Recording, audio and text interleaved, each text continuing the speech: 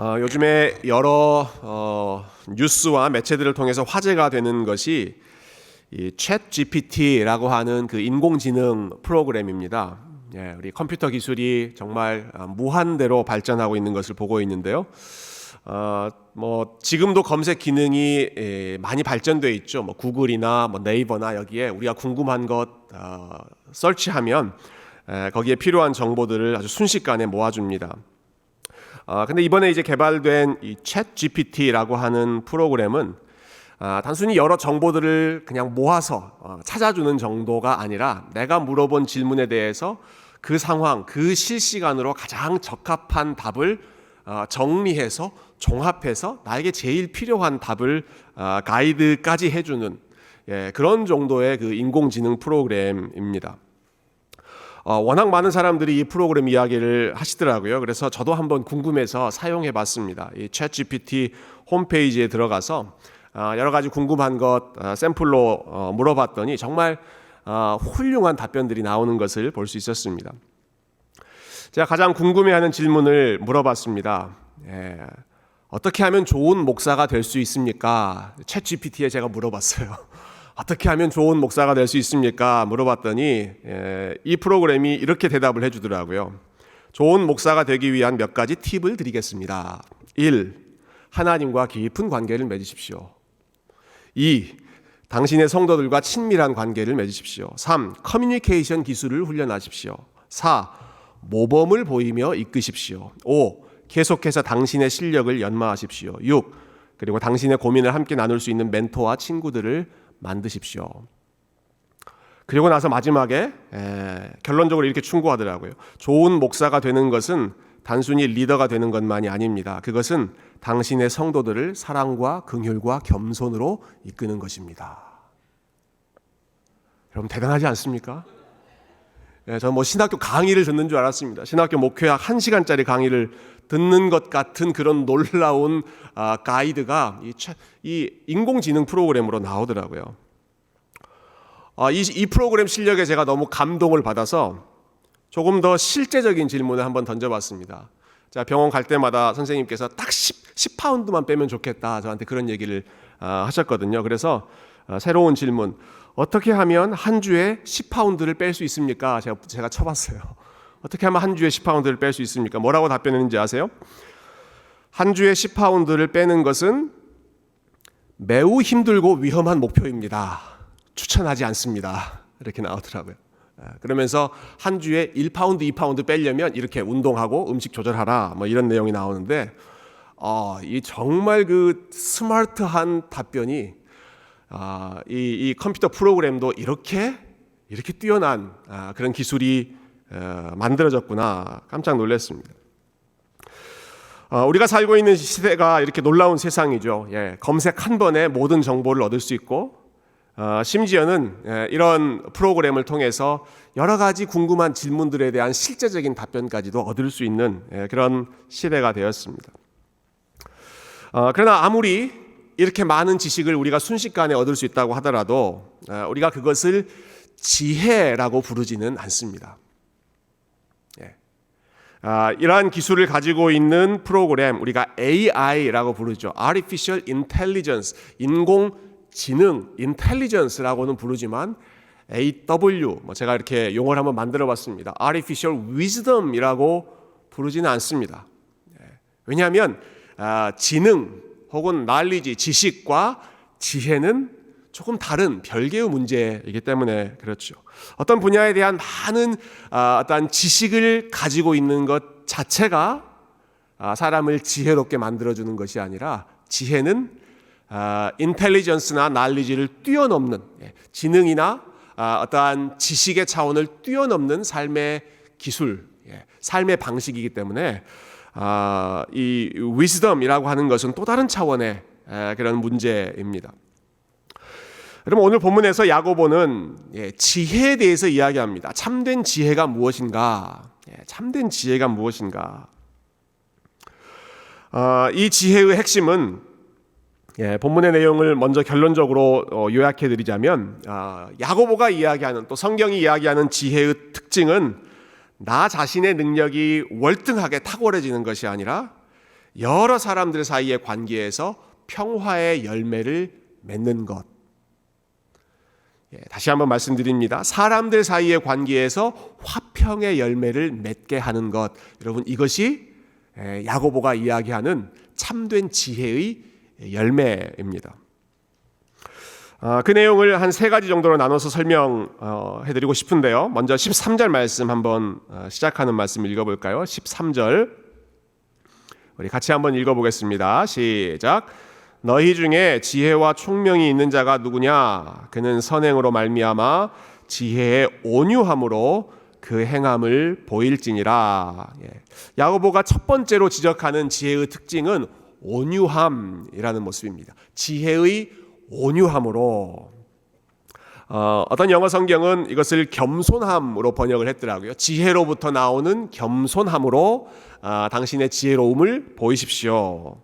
온유함, 겸손함, 이것을 다른 모든 것보다 제일 먼저 야고보가 이야기하고 있다라고 하는 것은 이것이 그만큼 어렵다는 사실을 반증하는 것이겠죠. 지혜를 추구하는 사람일수록 온유하기가 어렵다라고 하는 것입니다. 스스로 지혜롭다고 생각하는 사람일수록 자기만큼 지혜롭지 못한 사람을 용납하거나 이해하거나 품는 것이 그만큼 어렵다. 예전에 어떤 미국 목사님 설교에서 들었던 문장인데 오랫동안 기억에 남아 있습니다. 이분이 이런 표현을 쓰셨어요. 탁월함의 반대편, excellence의 반대편 이면에는 intolerance, 관용하지 않는 마음이 있다. 탁월함의 반대편에는 관용하지 않는 것이 있다. 탁월한 사람일수록, 지혜로운 사람일수록, 능력이 있는 사람일수록 그만큼 하지 못하는 사람들을 용납하지 못하는, 관용하지 못하는, 그 사람에게 온유하게 대하지 못하는 그러한 연약함이 나타난다는 것이죠. 제가 지난주에는 그 야구 감독 김성근 감독님 이야기를 드린 적이 있는데요. 오늘은 축구 감독 이야기를 함께 좀 나누고 싶습니다. 우리 한국 축구의 레전드라고 할 수 있는 분이 차범근 감독님이시잖아요. 차범근. 이분이 독일에서 선수 생활을 은퇴하고 한국으로 오신 다음에 얼마 지나지 않아서 감독으로 생활을 하셨습니다. 이분이 워낙 선수였을 때 실력이 뛰어난 분이시기 때문에 감독으로서도 이분이 대성할 것이다, 성공할 것이다, 사람들이 그렇게 예상했는데 처음에는 감독으로서의 그 결과가 그렇게 사람들 기대만큼 좋지 않았습니다. 왜 그랬나? 이유 중에 하나를 이제 분석을 해보니까 선수들이 실수하고 잘못하는 것을 이분이 이해를 하지를 못하는 거예요. 워낙 본인의 실력이 탁월한 분이셨기 때문에 선수들이 아주 좋은 찬스에서 골을 넣지 못하거나 프리킥, 좋은 위치에서 프리킥을 넣지 못하면 거기에 대해서 이제 용납을 못 하시는 거죠. 게임이 끝난 다음에 선수를 불러놓고 그 실수했던 그 상황을 재현하면서 본인이 시범을 보이면서 야, 이게 안 되니? 이게 안 돼? 그래서 프리킥 똑같은 지점에서 본인이 하면 선수에서 은퇴한 지 얼마 안 됐기 때문에 본인이 선수들보다 더 축구를 잘하시는 거죠. 공을 더 잘 차는 그러한 모습이 있는 터라 자기만큼 하지 못하는 그러한 선수들을 잘 이해를 못하는 것입니다. 그래서 종종 이런 말이 있죠. 이 스타 플레이어들이 감독으로서 성공하기가 어렵다. 본인이 너무 탁월하게 그 스타로서 플레이를 했던 사람들은 성공하기 어렵고 대신에 반면에 선수 때는 별로 주목을 받지 못했던 사람들, 1군, 2군 막 왔다 갔다 하다가 사람들로부터 스포트라이트도 받지 못하는 그러한 사람들이 오히려 감독을 더 잘한다. 왜냐하면 자기처럼 스트럭을 하는 사람, 자기처럼 마음은 더 잘하고 싶지만 실력이 그만큼 안 되는 그런 사람들을 이해하고 용납하고 격려할 수 있는 그런 능력이 있기 때문에 여러분, 예수님 당시의 바리새인들을 생각해 보십시다. 그들 역시 마찬가지입니다. 이 사람들은 다른 유대인들보다 월등하게 탁월한 삶을 살았습니다. 바리새인들 대단히 뛰어난 엑셀런트한 사람들이었습니다. 이 사람들은 기도도 많이 했습니다. 다른 사람들보다 헌금도 많이 했습니다. 다른 사람들보다 성경도 많이 알았습니다. 많은 사람들에게 하나님 말씀을 가르치는 위치였습니다. 근데 그들의 삶의 열매가 어땠습니까? 자기들처럼 살지 못하는 일반 유대인들이나 아니면 그 사회의 아웃사이더라고 할 수 있는 밑바닥에 있는 사람들을 이 바리새인들은 절대로 이해하지 못하고 품지 못하고 그들을 정죄했습니다. 남들보다 지혜롭다고 생각하고 남들보다 거룩하다고 생각했던 바리새인들, 그들의 마음속에는 온유함, 지혜의 온유함이라고 하는 열매가 나타나지 않았던 것이죠. 이 편지를 쓰고 있는 야고보 당시의 교회에도 마찬가지였습니다. 이런 사람들이 많이 있었습니다. 제가 지난 주일 말씀에서 우리 야고보 사도가 교회의 여러 지도자들을 향하여 너희 중에 선생이 많이 되려고 하지 말아라, 이런 경고를 하신 적 여러분 기억하시죠? 자, 누군가의 선생이 된다, 공동체 안에서 또는 교회에서 어떠한 단체에서 선생이 된다라고 하는 것은 그만큼 아는 게 많고 그만큼 지혜가 많고 그만큼 실력이 있다라고 하는 것, 그런 사람들이 선생이 되지 않겠습니까?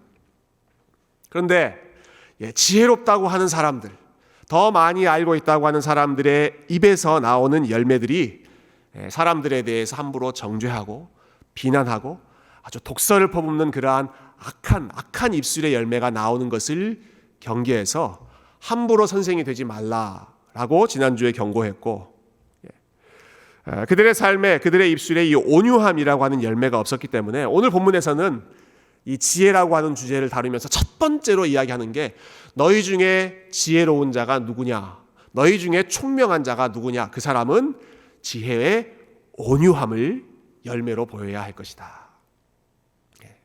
지혜로운 사람은 온유함이 열매로 맺혀야 그것이 하나님께서 기뻐하시는 참된 지혜인 줄로 믿습니다. 저와 여러분이 우리 하나님께서 주시는 지혜, 하나님께서 주시는 탁월함, 다른 사람들보다 더 열심히 살고 하나님을 위해 헌신하되, 그러나 그만큼 따라오지 못하는 사람들을 품을 수 있는 온유한 마음, 겸손한 마음을 함께 갖출 수 있기를 주님의 이름으로 축원드립니다. 자, 이어서 야고보가 계속해서 설명합니다. 참된 지혜와 반대되는, 대조되는 거짓된 지혜에 대해서 몇 가지를 이야기하는데요.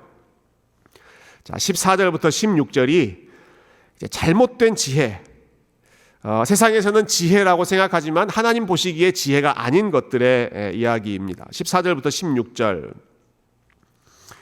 같이 한번 읽어보겠습니다. 시작. 그러나 너희 마음속에 독한 시기와 다툼이 있으면 자랑하지 말라. 진리를 거슬러 거짓말하지 말라. 이러한 지혜는 위로부터 내려온 것이 아니요 땅 위의 것이요 정욕의 것이요 귀신의 것이니 시기와 다툼이 있는 곳에는 혼란과 모든 악한 일이 있음이라. 아멘. 자, 위로부터 내려온 지혜가 아니라 땅에 속한 지혜, 즉 세상의 지혜, 세속적인 지혜, 인간적인 지혜, 심지어 야고보는 이것을 귀신과 같은 지혜 이렇게까지 표현하죠. 귀신의 것에 속한 그러한 지혜는 어떤 모습인가? 두 번이나 반복해서 똑같은 표현을 사용해서 야고보가 지적하는 게 있습니다. 거기에는 독한 시기와 다툼이 있다.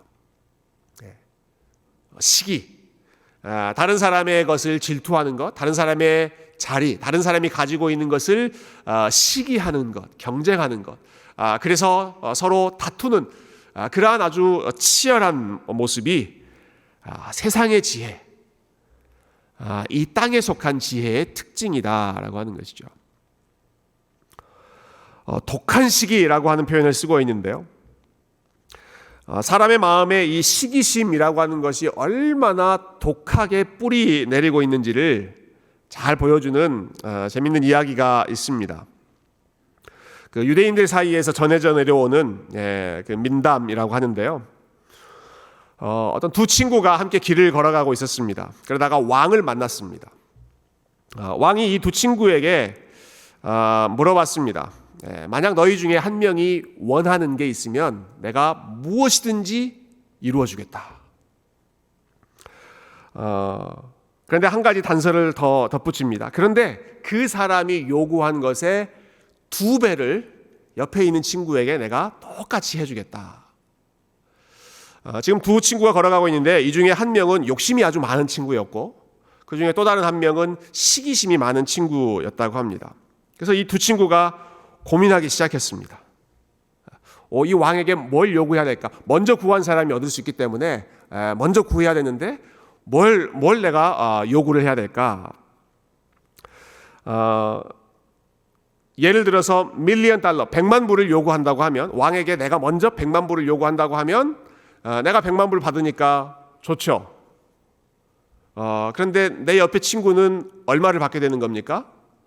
200만 불을 받게 되는 겁니다. 자, 내가 100만 불 받는 건 좋은데 내 옆에 친구는 더 2배를 받게 된다. 그래서 이거 어떻게 해야 되나 이렇게 고민하고 머리를 굴리다가 시기심이 많은 친구가 먼저 입을 열고 자기가 원하는 것을 말했다고 합니다.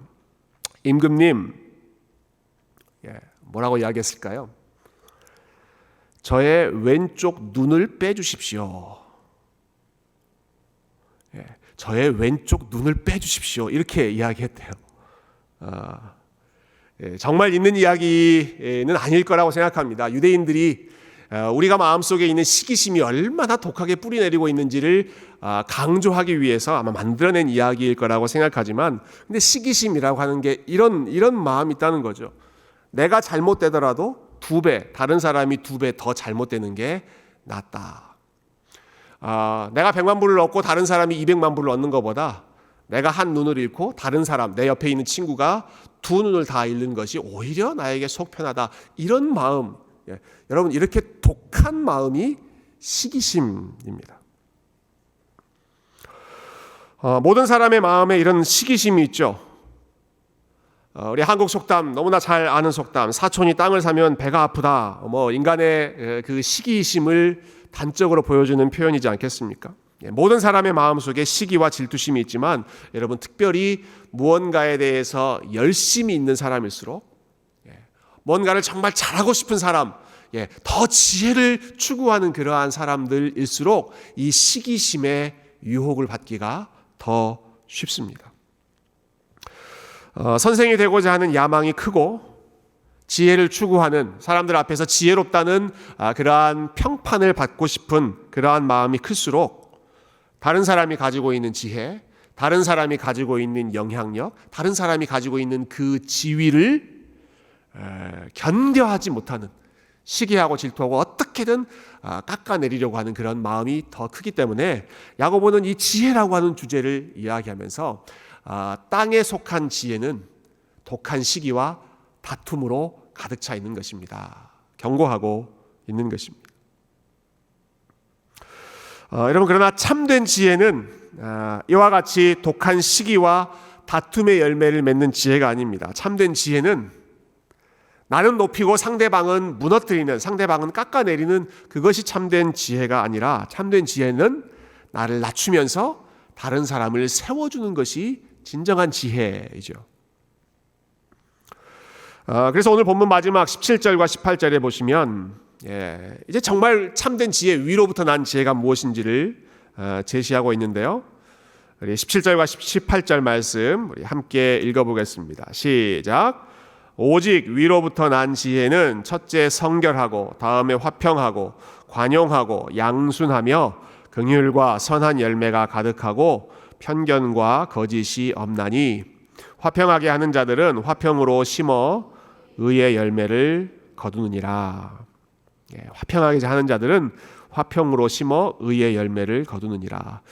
여러분 여기에 여러 가지 특징들이 나오는데요. 이 지혜의 특징들을 한번 종합해서 생각해 보시면 좋겠습니다. 여기 있는 것들은 하나같이 다 누군가의 관계를 회복하게 해주는 것입니다. 누군가의 관계를 화목하게, 원만하게, 사이좋게 해주는, 가깝게 만들어주는 것이 여기 나오는 하나하나 지혜의 특징입니다. 시작할 때 말씀드렸지만 야고보가 가르치는 지혜, 성경이 가르치고 있는 지혜는 나 한 사람이 똑똑해지고 나 한 사람이 아주 탁월해지는 것이 아니라 내가 다른 사람들과 관계를 맺을 때 어떠한 열매를 맺는가.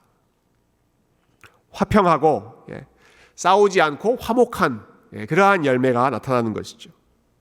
또 관용하고 우리가 처음에 봤던 온유함과 비슷한 것이죠. 나와 다른 사람들을 용납하는 것, 그리고 나보다 못한 사람들을 이해하고 품을 수 있는 것, 이게 관용이죠. 양순하고, 이 양순하다라고 하는 말은 단순히 성격이 순하고 성격이 그냥 차분하고 하는 그러한 정도가 아닙니다. 영어 번역에 훨씬 원어에 좀 가까운 것 같아요. 영어는 open to reason 이렇게 번역했습니다. 양순하다라는 것은 무엇이냐? open to reason.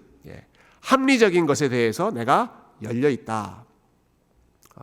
내가 가진 생각을 더 올바른 생각으로 바꿀 수 있는, 열려 있는 그러한 마음이 양순함입니다. 긍휼, 상대방을 불쌍히 여기는 마음이죠. 편견과 거짓이 없는 것. 편견, 사람과의 관계를 더 깊이 누리지 못하도록 만드는 제일 큰 이유 중에 하나가 편견입니다. 편견. 저 사람은 이런 사람이야. 저 사람은 이런 사람이야 라고 낙인을 찍어버리는 것이죠. 그 사람이 어떤 사람인지 정말로 직접 알아보기 이전에 이미 결론 내려버리고 저 사람은 이런 사람이야 라고 생각한다든지, 아니면 어떤 반응이 나왔을 때 또 시작이다, 또 시작이야, 이렇게 선을 그어버리는 것, 이런 것이 편견, 판단. 그러나 위로부터 난 지혜는 이러한 편견이 없는 것이다. 그 사람을 미리 판단하지 않고 미리 선 그어버리지 않고 그 사람의 상황, 그 사람을 이해하려고 노력하는 것이 위로부터 난 지혜이다라는 것이죠. 자, 이러한 지혜가 있다면 우리가 화평을 이루는 사람이 될 것입니다. 그런데 이 모든 것 중에 야고보가 첫 번째로 이야기하는 것, 이 모든 것을 가능하게 하는 그 첫 번째의 지혜, 그것이 제일 처음에 나오는 특징인데요. 오직 위로부터 난 지혜는 첫째, 성결하고, 이렇게 말하고 있습니다. 성결하다. 자, 첫째라고 나왔으니까 그 다음에 둘째, 셋째, 넷째 뭐 이렇게 나와야 될 것 같은데, 그렇게 나오지 않고 그냥 첫째만 나옵니다. 이 성경에서 자주 나오는 관용적인 표현인데요. 여기 첫째라고 하는 말은 그 다음에 둘째, 셋째보다 앞에 나온 그러한 차원이 아니라 무엇보다도 먼저라고 하는 뜻입니다. 여기 나오는 첫째는 뭐니 뭐니 해도 이것이다. 이걸 강조할 때 첫째 이것이다 라고 이야기했는데, 뭐니 뭐니 해도 제일 필요한 것, 위로부터 나온 지혜, 하나님 나라의 지혜 중에 첫 번째는 무엇인가? 성결함이다, 거룩함이다, 깨끗함이다, pure. 위로부터 난 지혜는 무엇보다도 깨끗한 지혜입니다. 어떤 게 퓨어한 지혜, 어떤 게 성결하고 어떤 게 깨끗한 지혜일까? 여러 가지 방식으로 설명할 수 있을 것입니다. 근데 저는 좀 이렇게 적용을 해봤습니다. 죄로부터 멀어지는 것이 정결한 지혜이죠. 죄로부터 멀어지는 것이 깨끗한, 하나님 보시기에 거룩한 것 아니겠습니까? 근데 죄의 핵심은 그럼 무엇인가? 죄의 핵심은 언제나 나 자신이 중심이 되는 것이 죄의 본질입니다. 여러 차례 말씀드렸지만 죄를 표현하는 영어 단어 sin, 제일 가운데 I가 있는 것처럼 I, 내가 모든 것의 중심이 되려고 하는 것. 그래서 언제나 나 자신을 신뢰하고, 언제나 나 자신을 자랑하고, 언제나 나 자신만 옳다고 생각하는 것. 여러분, 이것이 죄의 핵심이죠. 그렇다면 이것을 뒤집어서 성결한 지혜라고 하는 것은 이러한 자기 중심성을 벗어나는 것입니다. 나 자신을 신뢰하고 나 자신을 자랑하고 나 자신만 옳다고 생각하는 이 자기 중심적인 모습을 벗어나는 것이 위로부터 난 성결한 지혜의 첫 번째. 바로 이것으로부터 그 이후에 나오는 모든 화평함과 온유함과 양선과 이 모든 것들이 열매로 나올 수가 있는 것이죠.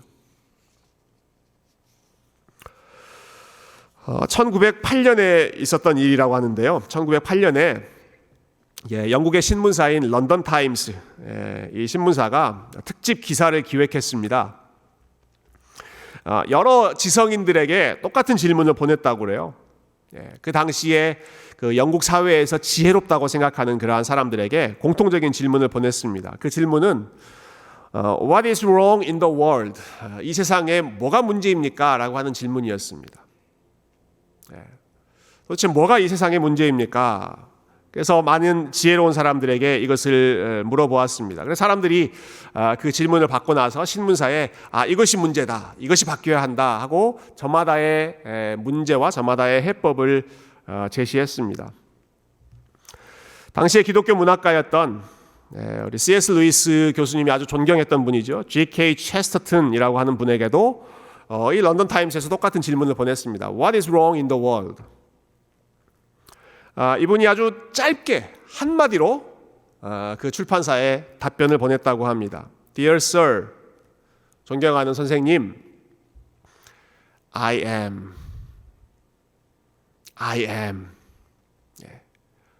What's wrong in the world? 세상에 도대체 뭐가 문제냐고요? I am. 내가 문제입니다. 너무너무 지혜로운 답변이지 않습니까? 이 세상에 도대체 뭐가 문제입니까? 내가 문제입니다. 내가 잘못됐습니다. 여러분, 위로부터 내려오는 지혜, 하나님 나라 지혜의 열매는 화평이라고 말씀드렸습니다.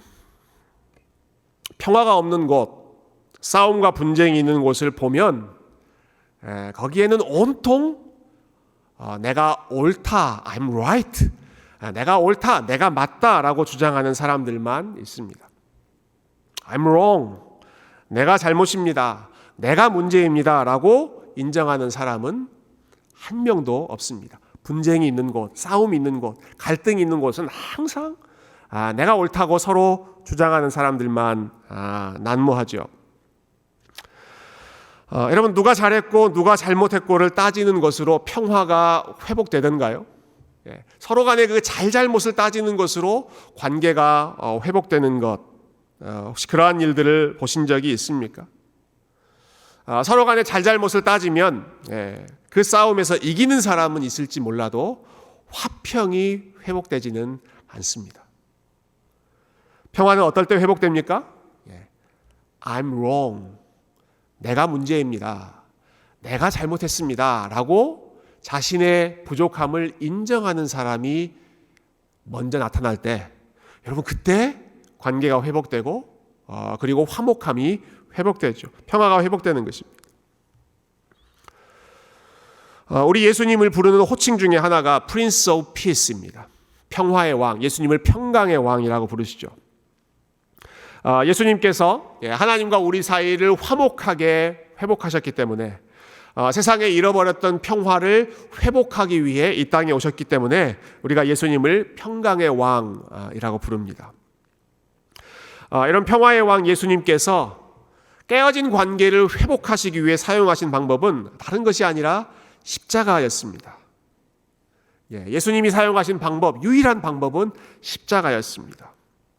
그리고 십자가는 회개하지 않는 온 세상, 회개하지 않는 모든 죄인들을 대신해서 예수님께서 하나님 앞에서 We are wrong, 우리가 잘못했습니다, 우리가 죄인입니다 라고 하는 것을 공개적으로 인정하시는 사건이 십자가의 사건이죠. 화목함이 어떻게 회복되었는가? 여러분, 예수님은 죄를 알지도 못하시는 분이라고 성경은 말합니다. 죄를 알지도 못하는 분입니다. 예수님은 잘못이 없는 분입니다. 그럼에도 불구하고 온 세상을 대신해서 예수님께서 대신 책임을 지시고, 예수님께서 대신 We are wrong, 우리가 잘못했습니다, 하나님 앞에서 우리가 범죄했습니다, 우리가 문제입니다, 여러분, 이 사실을 고백할 때 하나님과 우리의 관계가 회복되었고, 여러분, 이 사실을 고백할 때 사람과 사람 사이에 깨어졌던 그런 관계가 회복될 수 있습니다. 이러한 십자가의 지혜를 세상은 어리석다고 말하죠. 이건 어리석은 것이다라고 이야기합니다. 그러나 여러분, 십자가의 어리석음이 죄인을 구원했고, 십자가의 어리석음이 세상이 어리석다고 이야기하는 바로 이러한 온유함, 이러한 겸손함이 죄인을 구원하고 평화를 회복하는 하나님의 능력으로 사용되었습니다. 말씀을 정리합니다. 여러분, 위로부터 난 지혜는 십자가의 지혜입니다. 위로부터 온 지혜, 하나님으로부터 온 지혜, 하나님 나라의 지혜는 어떤 지혜냐? 그 지혜는 십자가의 지혜입니다. 가장 뛰어난 분이시지만 가장 낮은 자리에까지 내려오신 온유한 지혜가 십자가의 지혜이고, 마음속에 있는 독한 시기, 질투 이러한 것들을 없애버리고 오히려 상대방을 축복할 수 있는, 상대방의 잘됨을 위해서 기꺼이 자신을 부인할 수 있는 순결한 지혜이고, 그리고 나 자신이 옳다는 생각을 내려놓고 내가 아니라 하나님이 옳으시고 내가 지혜로운 것이 아니라 오직 하나님만 지혜롭고 나에게는 지혜라고 하는 것이 찾을 수 없습니다. 하나님, 나는 부족합니다. 나는 연약합니다. 하나님, 나는 어리석습니다. 여호와를 경외하는 것이 지혜의 근본이다. 하나님 한 분만 경외하고 하나님 앞에서 우리의 부족함을 인정하는 것.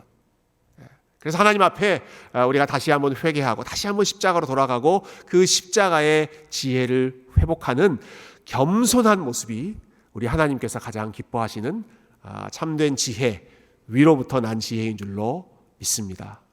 사랑하는 성도 여러분, 저와 여러분이 이번 한 주에 이 지혜, 위로부터 난 지혜, 온유한 지혜, 그리고 서로를 사랑하는 겸손한 지혜, 이러한 십자가의 지혜가 저와 여러분의 마음을 가득 채워서 우리의 삶에 다시 한번 화평의 열매, 평강의 열매가 풍성하게 맺힐 수 있는 우리 귀한 성도님들의 삶이 되시기를 주님의 이름으로 축원드립니다. 함께 기도하겠습니다.